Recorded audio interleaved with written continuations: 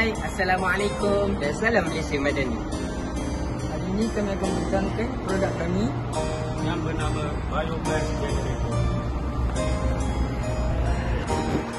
Salah satu masalah yang sekolah kami hadapi ialah pembuangan sisa makanan yang tidak terurus. Kami ingin mengambil inisiatif baru dengan membuat satu produk yang menukarkan sisa makanan kepada gas biodiesel. Dengan adanya gas biodiesel, ia dapat ditukarkan kepada pelbagai jenis tenaga. Contohnya, tenaga kinetik ataupun tenaga haba. Aduh, tak faham lah. Aryan!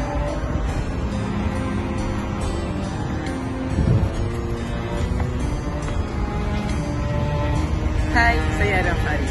Secara umumnya, untuk menukarkan satu gas biodiesel pada tenaga yang boleh diperbaharui, kita memerlukan satu tapak pertukaran tenaga. Macam mana? Mari kita saksikan. Ini merupakan contoh produk yang kami hasilkan untuk merentangi masalah yang kami hadapi. Yang pertama, internet.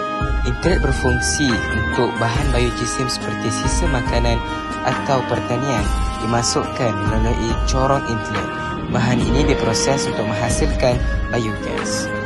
Yang kedua, pressure gauge. Alat ini mengukur tekanan gas dalam sistem, memastikan tekanan gas biogas berada pada tahap optimum untuk pembakaran dalam enjin. Yang ketiga, gas outlet. Ia berfungsi apabila biogas yang terhasil dialirkan keluar melalui pipe ini menuju ke enjin untuk digunakan sebagai bahan bakar.